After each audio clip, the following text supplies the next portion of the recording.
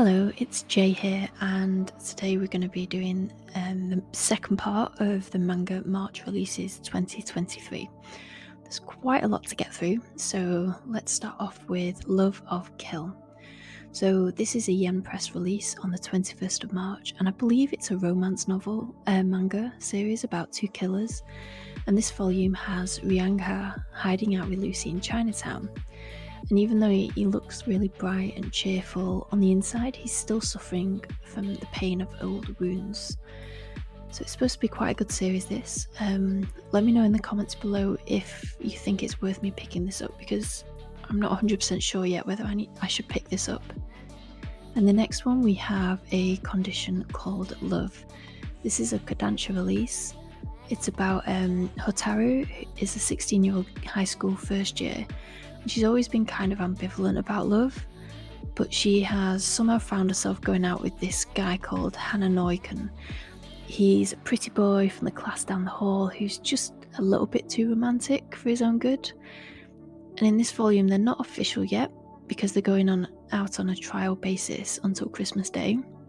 And she's really not sure what her response is going to be at the end of the trial.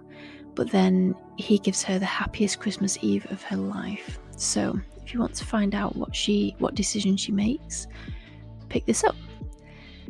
And then we have She Loves to Cook, She Loves to Eat, Volume 2. This is a Yen Press release about a woman called Nomoto who cooks to de-stress, and one day she finds herself making way more food than she can eat by herself. So she goes to her neighbour, Kasuga, and invites her over. So they both live on their own and they're getting to know each other, and they promise to spend their Christmas and New Year's together. And in this volume they find themselves learning a bit more about each other's families through the food that's sent by Nomoto's mother. And then we have Beast Complex 2. This is a Viz Media release, and if you're not aware, this Beast Complex is made up of short tales from the world of Beastars. And in this volume, we've got 6 tales from the world of Beastars, featuring Grey Wolf Legoshi's neighbours from the Beast departments. So you'll meet characters like the Yorkshire Pig Eugene, and he meets a peacock police officer with a peculiar death wish. You'll meet Shiba Inu calendar model Mugi, as they grapple with the inevitability of aging out of his cuteness, and you meet many more characters as well. So if you're interested, this is going to be released on the 21st of March. Next we have Hirono and Kagi Volume 2, a Yen Press release about two guys called Hirono and Kagi. So Hirono somehow managed to turn Kagi's attempt at a confession into nothing. So was it intentional? Does that mean he doesn't like Kagi back? But then how is it possible that Hirono sees him as just a friend when he indulges him as much as he does? You know, he always indulges him, treats him differently than everyone else. So this really leaves them confused, and this is going to be released on the 21st of March. And then we have In the Clear Moonlit Dusk, Volume 3. This is a Kodansha release. It's a prince meets prince in this high school romance, where two picture-perfect teens must see past appearances to understand what being in love really means. Excuse me. So Yaoi and Ichimura senpai are in a trial relationship, and they're both trying to figure out how they really feel about each other. And then to add to the confusion and the drama, a new prince shows up to work at Yaoi's part-time job. So what will this new development mean for the princes? If you want to know, pick up this volume. And then we have Call the Name of the Night, Volume 1. So this is a new release by Yen Press, released on the 21st of March. It's a new fantasy manga set deep in a forest where a curious pair reside. There's a young girl called Mira, whose affliction leads her to call forth darkness whenever she's in distress, and her physician Rai, who's determined to seek a cure. So each day she works to remember the lie and bring back the person she used to be, but then a sudden visit from Rai's friend, who harbours a bit of an interest in Mira's illness. This may end their peaceful days. So if you're interested in this series, it's the first volume. So I think it sounds really good, and the cover's really cool as well. So next we have Children of the Whales. I'm very excited about this release. It's volume 21 from Viz Media. So if you're not aware, in an endless sea of sand, there drifts the Mud Whale, which is a floating island city of clay and magic. And on this floating island, there's a small community who cling to survival. They're cut off from their own history, so it's really quite a good series. And in this volume, neither fully human nor fully new. Now, I'm not quite sure how to pronounce that. The Empress had centuries to watch people and see the sadness that they cannot seem to escape. He's determined to bring happiness to humanity, and he's going to do whatever he can to see his grand plan to fruition, even if it means bringing about the end of the world. Which does not sound like a good idea at all, but there you go. And next we have the Abandoned Empress Volume 4. This is a Yen Press release, so out in the peaceful countryside, far away from the painful memories of the imperial capital, Aristia hopes to recuperate and focus on her sword training. However, she soon finds out the hard way that it's not so easy to escape fate. As Ruvalise's unexpected visit rekindles the deep-seated trauma in her heart, can Tia find the strength to cut a new path for herself? If you want to know whether she can, the release is on the 21st of March. Next up we have Alice in Borderland Volume 5.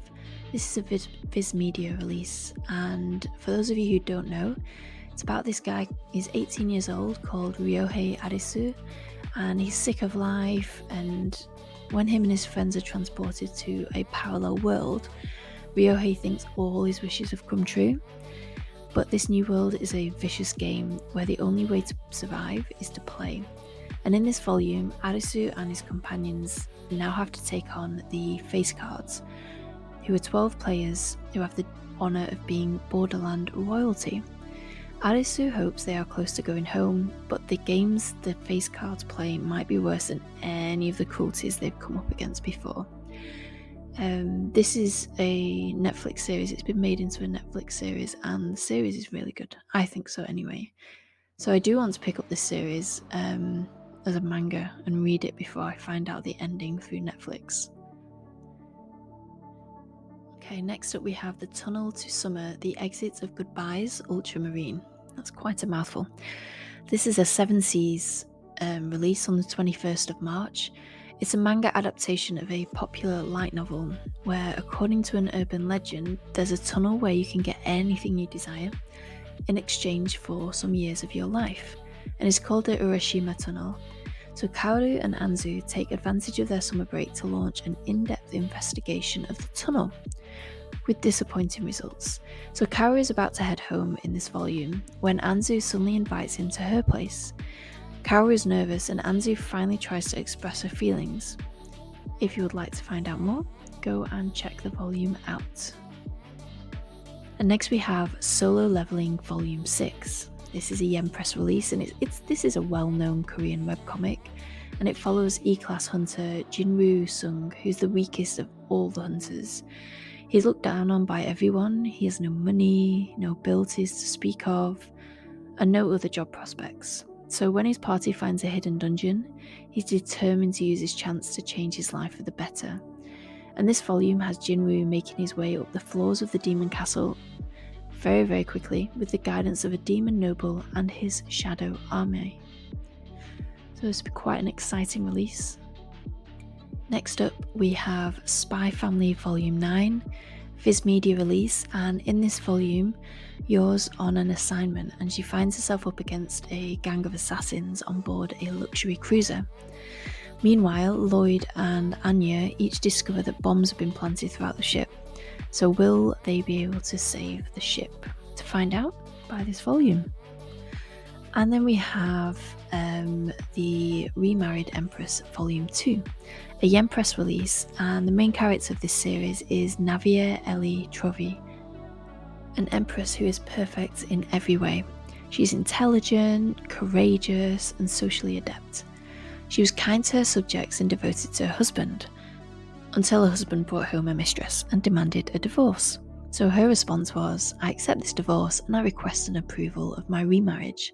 So in this volume, Navier now knows the identity of her pen pal and she's really happy, but not everyone is quite as pleased about their friendship.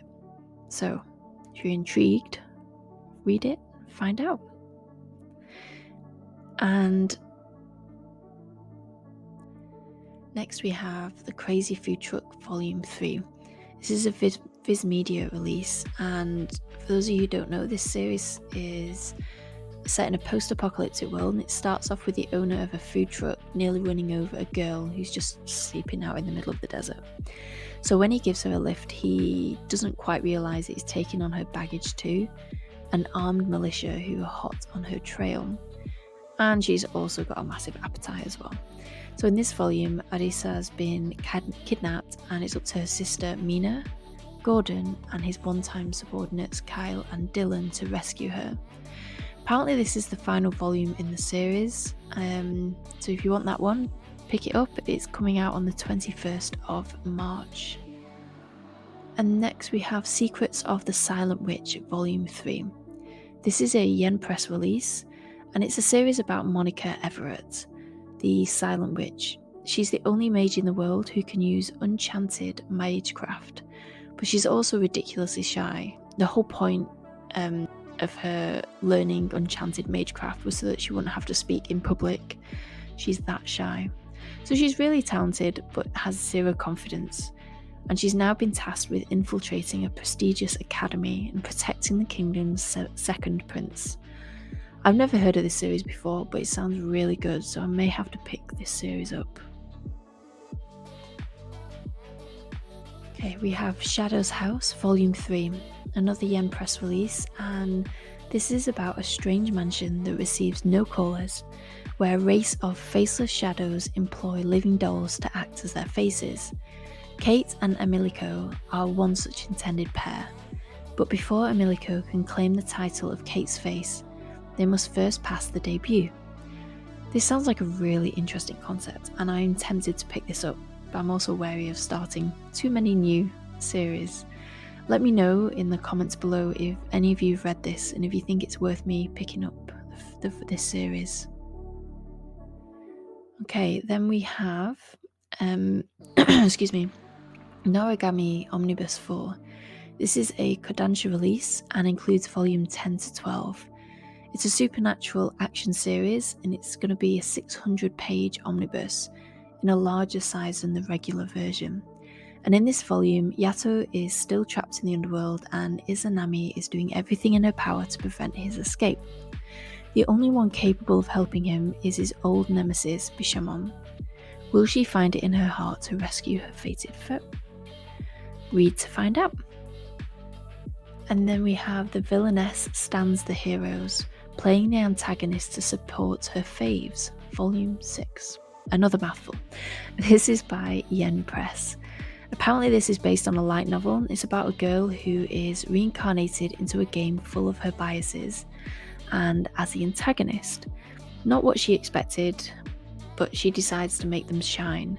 So she's reborn into the body of the villainess Eldia, and is determined to play the role to perfection for the loves of her life.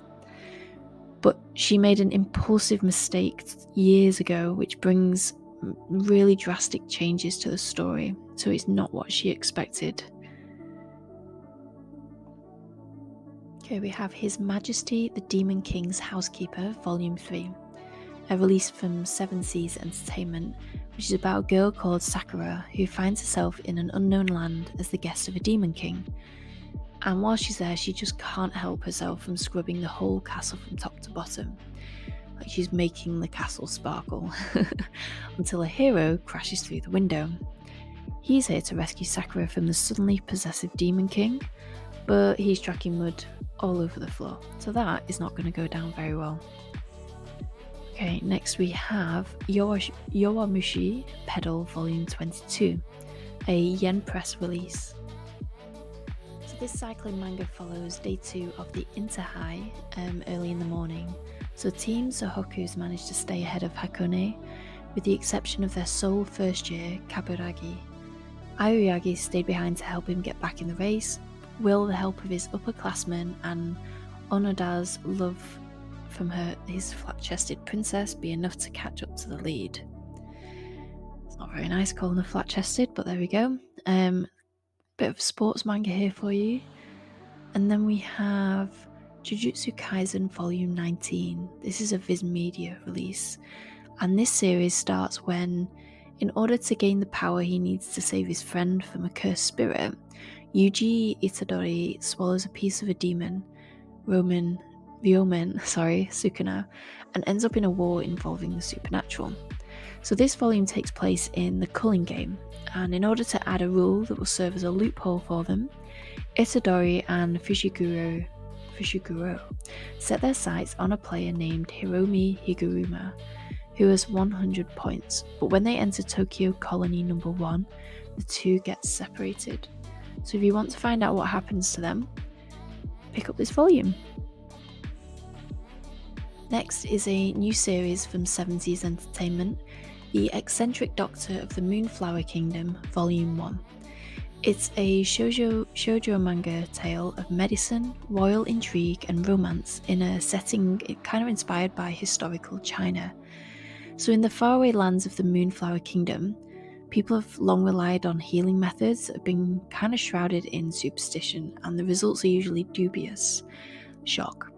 So when the young prince Keiyun goes in search of more reliable remedies, his party is attacked by mysterious assailants, but he ends up witnessing a never-before-seen life-saving procedure that shocks him.